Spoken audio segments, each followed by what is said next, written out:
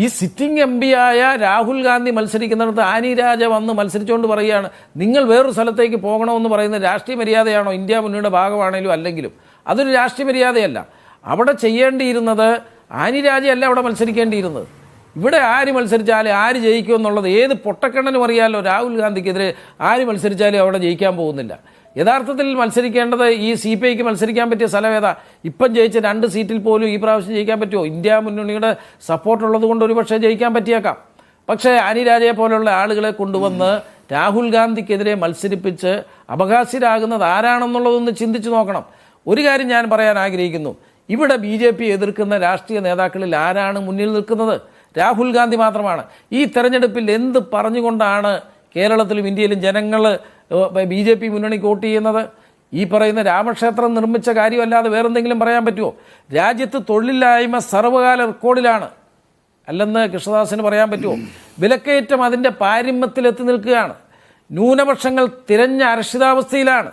മണിപ്പൂർ പോലുള്ള സംഭവങ്ങൾ ക്രിസ്ത്യൻ സമുദായങ്ങൾ മാത്രമല്ല, ന്യൂനപക്ഷങ്ങളായിട്ടുള്ള മറ്റ് സമുദായങ്ങളും ഭയത്താൽ നിൽക്കുകയാണ്. പൗരത്വ ഭേദഗതി നിയമത്തെക്കുറിച്ച് ഞാൻ പറഞ്ഞു. ഇപ്പോൾ കുത്തിപ്പൊക്കി കൊണ്ടുവന്നത് എന്തിനു വേണ്ടിയാണെന്നുള്ളത് അറിയാമല്ലോ. ഇവിടെ BJP എതിർക്കുന്ന രാഷ്ട്രീയ കക്ഷി നേതാക്കളെ, BJP എതിർക്കുന്നവരെ മാത്രമേ ഉള്ളൂ, രാഷ്ട്രീയ കക്ഷി നേതാക്കളെ എല്ലാം കള്ളക്കേസിൽപ്പെടുത്തി ജയിലിൽ അടച്ചുകൊണ്ടിരിക്കുകയാണ്. നിങ്ങളൊരു കാര്യം മനസ്സിലാക്കണം. ഈ തെരഞ്ഞെടുപ്പ് കൂടി BJP ജയിച്ചാൽ ഇനി ഒരു തെരഞ്ഞെടുപ്പ് ഉണ്ടാകുമോ എന്ന് പോലും ഭയത്തോടുകൂടി ജനങ്ങൾ നോക്കിക്കാണുകയും ചർച്ച ചെയ്യപ്പെടുകയും ചെയ്യുന്ന ഒരു തെരഞ്ഞെടുപ്പായി മാറി. ഒരു കാര്യം ഞാൻ പറയാൻ ആഗ്രഹിക്കുന്നു. BJP ഒന്നെങ്കിൽ പ്രതിപക്ഷ കക്ഷികൾ, BJPക്കെതിരെ സംസാരിക്കുന്നവർ, പാർലമെന്റിൽ സംസാരിക്കുന്നവർ, പുറത്ത് സംസാരിക്കുന്നവർ, അവർക്കെതിരെ ഒന്നെങ്കിൽ BJP അല്ലെങ്കിൽ ജയിൽ എന്നുള്ളതാണ് ഇപ്പോൾ BJPയുടെ മുദ്രാവാക്യം. അതിനുവേണ്ടി എന്താ ചെയ്യുന്നത്?